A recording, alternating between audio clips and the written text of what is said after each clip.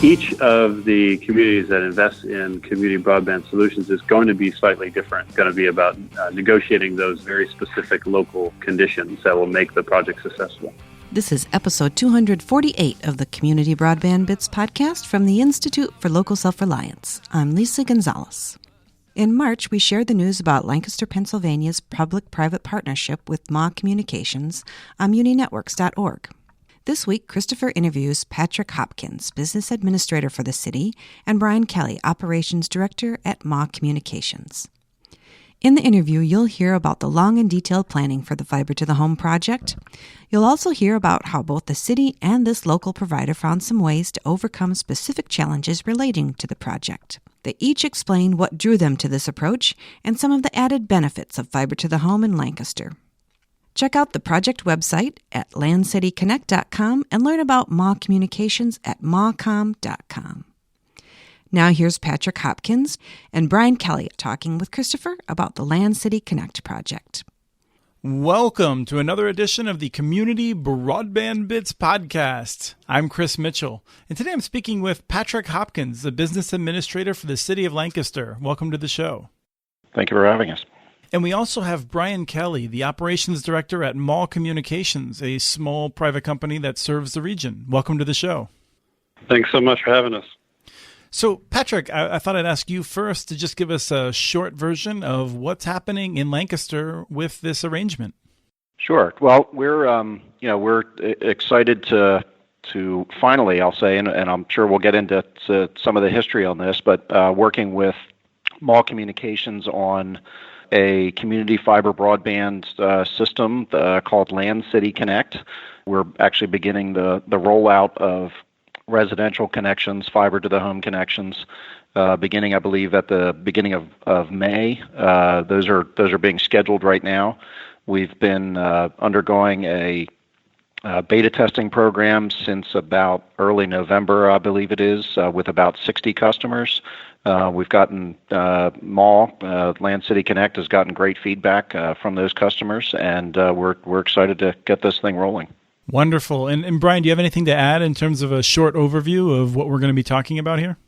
No, I think Patrick summed it up. It's a really exciting time with the launch of LanCity Connect, and the kind of possibilities and the buzz that's happening locally around this has been really encouraging, as folks are really interested in being part of a local broadband solution. I want to paint a little picture for our listeners that haven't been out there. As I told you, Patrick, I played my first soccer tournament in Lancaster growing up in the Lehigh Valley. So, but for people who haven't been there, what's Lancaster like? The city of Lancaster, we've got a population of about 60,000, very compact. We're officially about 7.4 square miles, so 60,000 people in that small area. But actually, probably 95% of the residents are within about a 4 square mile area. Nice, compact, very urban city, just in terms of again, about 90% of our homes are row homes or just barely disconnected homes.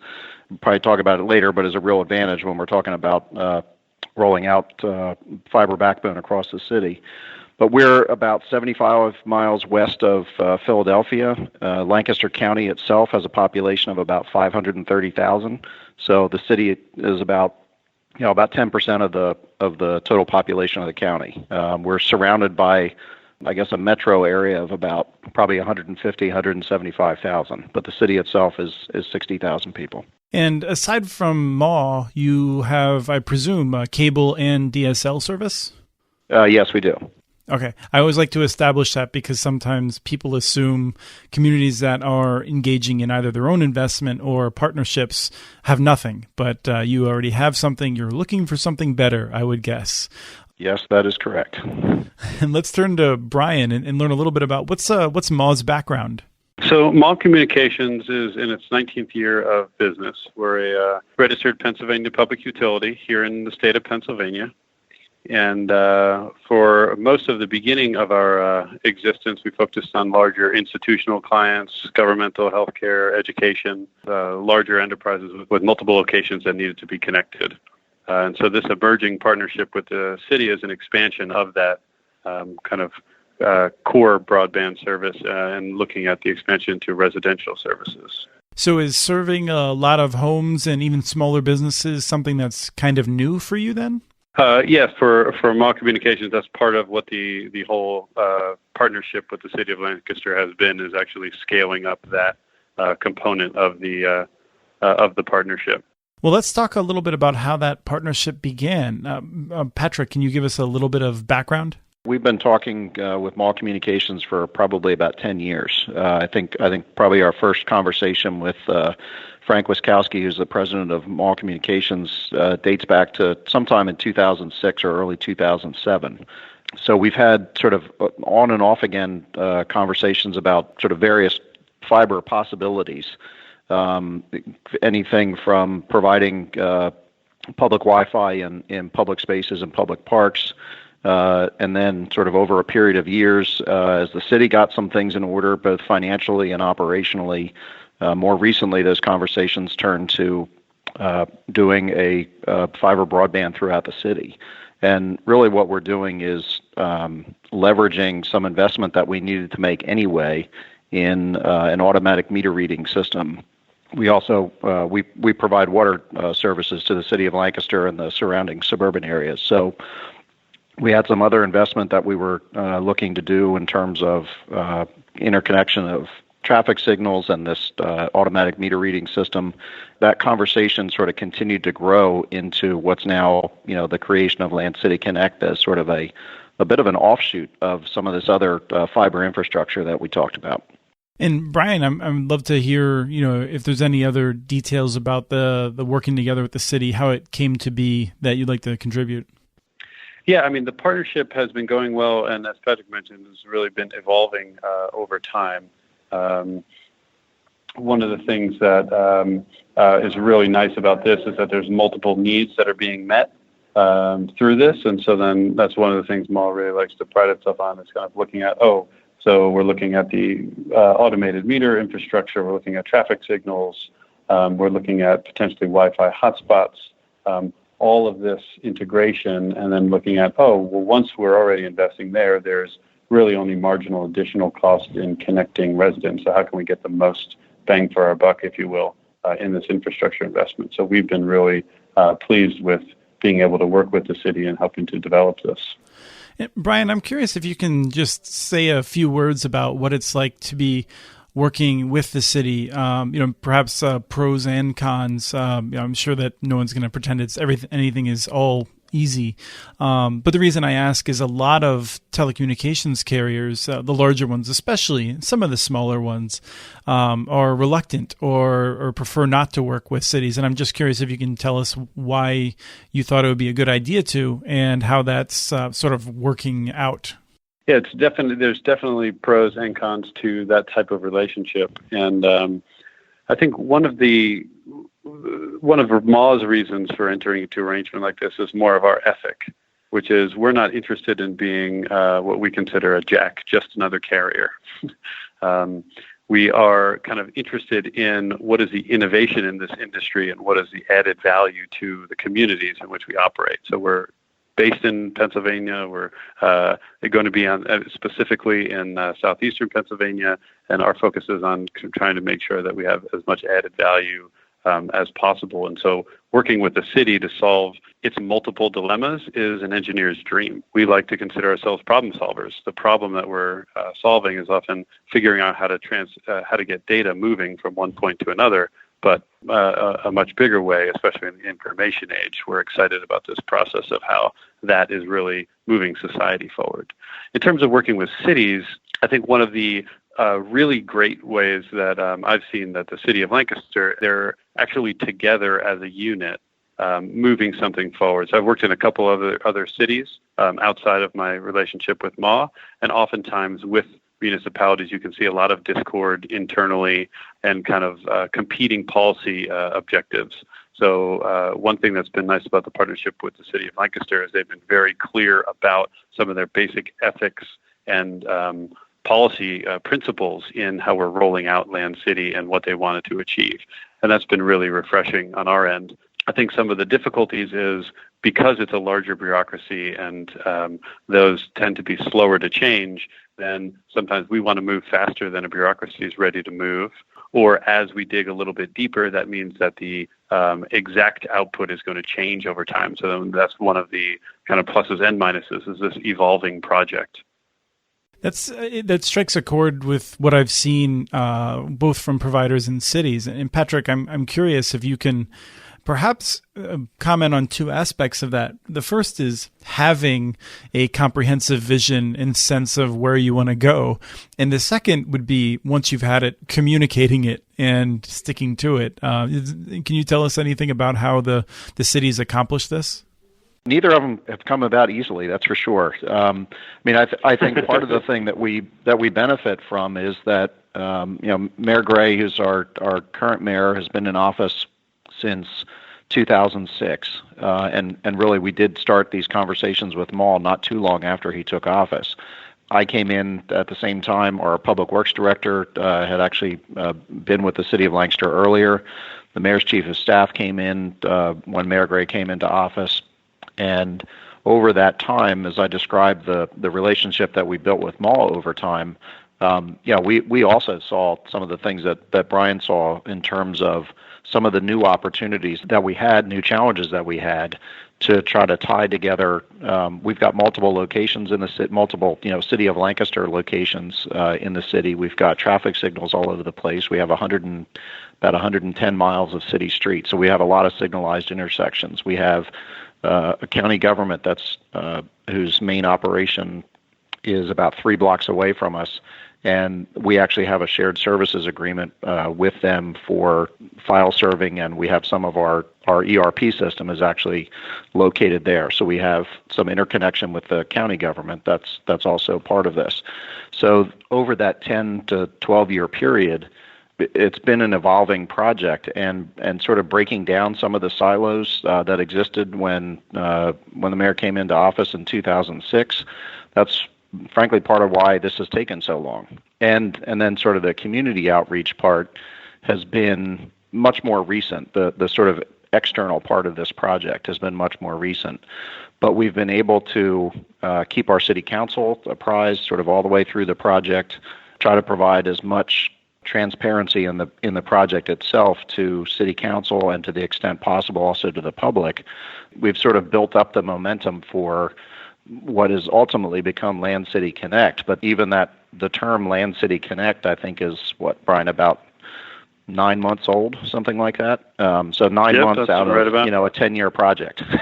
Since we were just touching on some of the benefits that are coming from this, I'm wondering if you can share some of the cost savings that you've already seen and are expecting from this. And also, I would just wonder, how much of this would come from not just the presence of fiber that you have access to, but also from the engineering benefits that you're getting from working with MAW? Obviously we have our own internet services right now that we would have a savings. I think we're talking in total among a couple of different buildings, about $35,000 or $40,000 a year. That's sort of an easy one to sort of put a number to. The more complicated stuff to put a number to is things like the interconnection of our traffic signal system. We have some interconnect with with that traffic signal system now, but not nearly the benefit that we'll have out of the fiber interconnection. So there's not necessarily a direct cost savings that I can say we're going to reduce cost by X, but we know that we'll be able to operate more efficiently, provide better service to folks who are driving through the city, and there's a lot of them. On the AMR system, the automatic meter reading system, right now, we read our water meters for residential properties once every 3 months. With this AMR system and the speed and reliability that we'll have out of the fiber interconnection, we'll be able to read meters literally like 10 or 15 times a day if we need to, which means that we can provide better service to customers because we can detect leaks at their property that they might not even know about. So some of this is a dollar savings, but also a lot of it is really just an improvement in services that we're going to be able to provide. So to the extent that not necessarily saves the city government a lot of money, but it can save residents an awful lot of money and heartache. The other piece of this is that we have, unlike a lot of municipalities, we have a camera system that's operated by a nonprofit organization that operates in the city. They have about 165 security cameras throughout the city. Part of this project has been helping to upgrade the fiber infrastructure that they have so that ultimately we can flip those cameras over to operating off of the fiber backbone that's been installed by Mall. And that's, before we even get into the LanCity Connect services. So, we expect with the internet service savings, some of the staff savings that we'll have from the AMR system and others, that we're going to see, annual savings of probably $150,000 to $200,000 a year. And again, that doesn't count some of these other sort of operational savings and efficiencies that we're going to gain. Brian, do you have anything to add to that? I think the other part of your question, though, was around the engineering component. And I think that from Maw's perspective, I think that's one of the kind of been the most fascinating part of this is we're systems integrators in a way. And so all of these different things that Patrick just talked about could all be analyzed separately. And there could be some solutions for improving, reducing costs or improving the operations. But then once we started integrating them all into one comprehensive system and looking at distributing information through a passive optical network, then it opened up new possibilities around that. So I think that was one of the kind of exciting things about working on this project with the city, was getting to lump all of these together and see, could we actually create a scaled solution? So I think with some of a little bit of the time we have left, I would like to just get a sense of the fiber to the home plan. How is it working? Let's just start with Patrick and just give us a thumbnail sketch of the moving parts, please. In about, I believe, the beginning of November or so, began the LanCity Connect beta program, which was a connection of about 55 or 60 residential properties throughout the city. Part of it was just a proof of concept to make sure that the network speeds, the traffic, and everything was operating the way that Mall designed it. And they, ran into some hiccups along the way and some corrections that needed to be made. With each of the residents who have been connected through the beta program, they've done surveys throughout. So I think somewhere in the neighborhood of probably 10 to a dozen surveys along the way for folks to test their wired speeds, their wireless speeds, and a number of other things, throughout, including the customer service level of the folks who came out to make the fiber to the home connection to the exterior of the property, folks who came inside the property to get the fiber inside, connect the modem, and get the router and everything set up. So, and through that process, everybody has learned some things, and part of that was not just figuring out the networking piece and making sure that the speeds that everybody expected to be there were there, but also how best to do the installations. We've got, as I described earlier, a very compact city. We've got a lot of row homes. It makes the sort of bang for the buck in terms of, a mile of fiber goes a long way in the city of Lancaster to connect to a lot of properties. But it's also not the easiest thing in the world to work around sort of row home properties and figuring out which is the best way to get into the property with the fiber. So, there are a lot of lessons learned throughout the last 4 months, I guess, and now we're at the point where Mall is scheduling, LanCity Connect is scheduling the first phase of the residential connections in 2 areas of the city. We've got to sort of phase this project along. The timing of the phases is really based on, the capability that will be there with LanCity Connect installation crews to sort of roll this out throughout the city. We would love to have lit up everybody at the same time, but as you're running fiber connections to several thousand properties, that just wasn't the case. So we have some folks who have been chomping at the bit for, I'd say a couple years really since we first announced this project.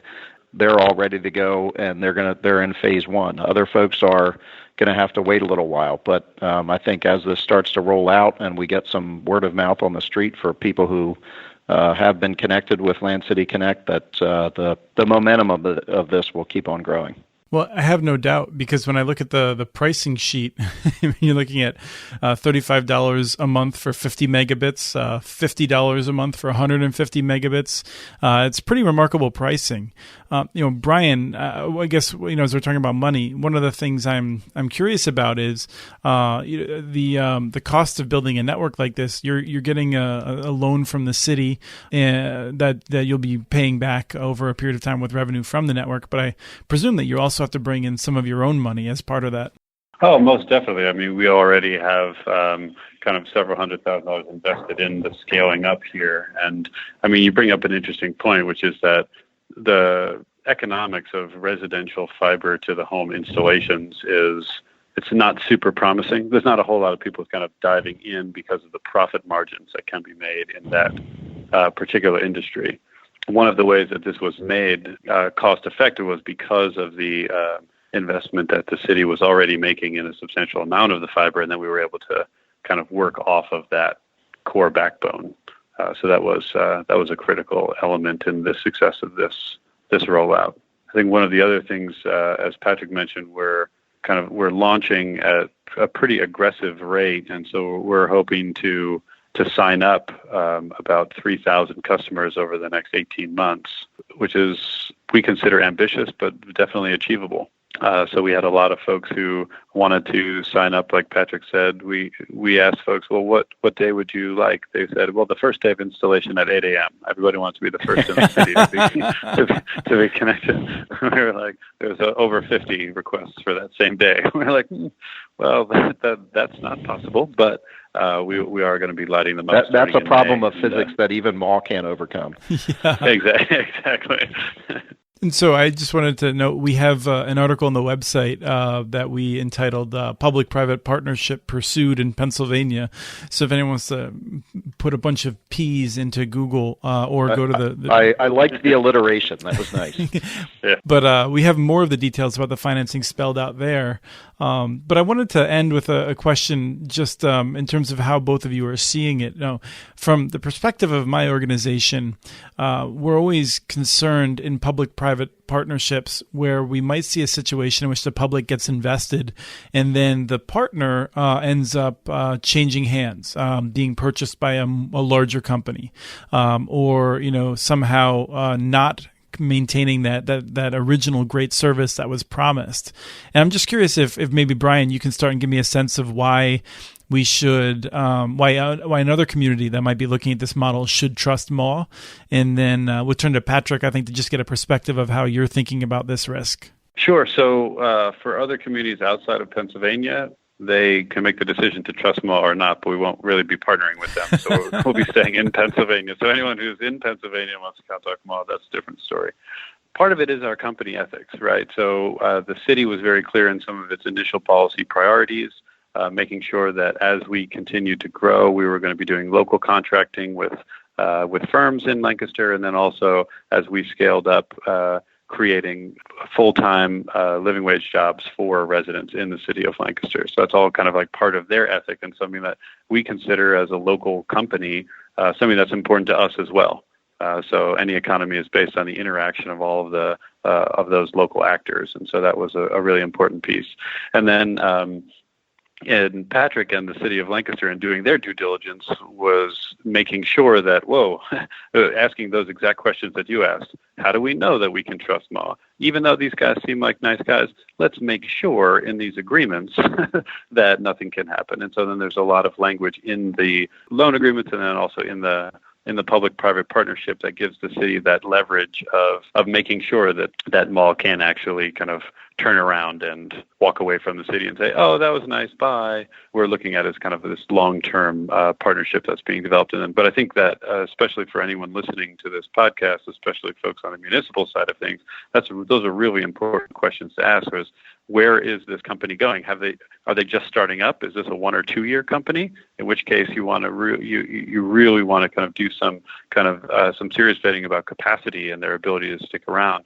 In our case, we've been around for 18 years. We were able to kind of consistently show and deliver to the city on various milestones, which is where they kind of develop that confidence over time. And as Patrick said, this is a process in the making. So it wasn't that one day they said, "Oh, let's do this. Oh, Ma, that's a nice shiny organization. Let's partner." They were, over the course of the last few years, we were consistently developing that relationship and kind of seeing how this would develop. Yeah, I think Brian covered that really well. I mean, we operate under the adage of trust but verify. So as Brian said, we've had, over that period of years, built up a relationship, understood, the capabilities that Mall had on the technical side and the engineering side of all this.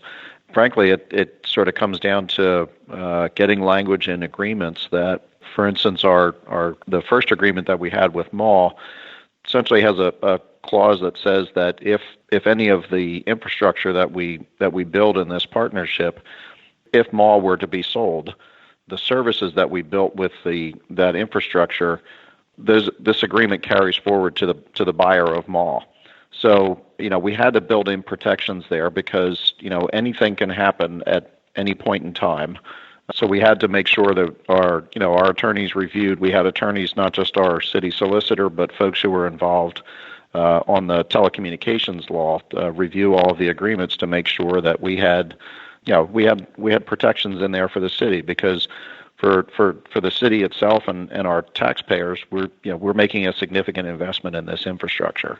So we want to make sure that we're not going to be sitting here 5 years down the road or 8 years down the road and having made all that infrastructure investment and then be stuck with a system that is operated by somebody that we don't have a good relationship with. So, and then we get to the loan documentation side, or providing the operating capital loan to Mall to sort of ramp up the LanCity Connect operation made sense to us because the collateral that we have on that loan is the fiber infrastructure itself. So we sort of have things locked down so that at any point in this whole operation, let's say if for whatever reason something happens that the operation is not successful, there's a loan that we've made to Mall, but the city of Lancaster has the fiber infrastructure as collateral. So we've got a good trusting relationship that we've built over a period of years, but we think we also have the good legal documentation to back that relationship up. Great. Well, is there anything that either one of you would like to add as we just conclude the show? Come back and check us out 6 months or 12 months down the road and see how we're doing. We hope that we've got 1,000 or more residential connections made, and that more of our residents see the benefit of this infrastructure investment. And Brian? Kind of one suggestion, especially for other communities that might be thinking about this, is that each of the communities that invest in community broadband solutions is going to be slightly different. So I would just encourage folks to kind of stay open to possibilities and not think that you can just grab a model from elsewhere and put it, wholesale in your own community. It's going to be about negotiating those very specific local conditions that will make the project successful. Right. Yeah, I would wholly endorse those comments. Well, thank you very much, both of you, for taking all the time today to speak with us. Sure. Thank you very much. I appreciate the opportunity. Yeah, sure. Thanks for having us. And I look forward to talking to you in maybe a year's time, maybe on Mall Fiber itself. So thank you very much. Thank you. Bye-bye. That was Christopher talking with Patrick Hopkins, Business Administrator for the City of Lancaster, and Brian Kelly, Operations Director at Maw Communications. Hey, everyone.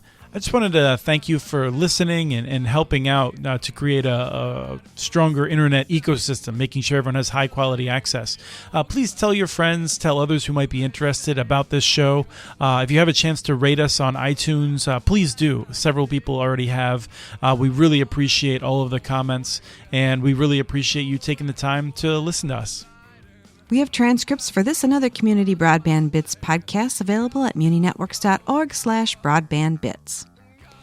Send us your ideas for the show. Shoot us a note at podcast@muninetworks.org. Follow Chris on Twitter. His handle is @CommunityNets. You can also follow muninetworks.org stories on Twitter, where the handle is @muninetworks. Subscribe to this podcast and all of the podcasts in the ILSR family on iTunes, Stitcher, or wherever else you get your podcasts. We want to thank Break the Bands for the song Escape, licensed through Creative Commons, and we want to thank you for listening to episode 248 of the Community Broadband Bits podcast.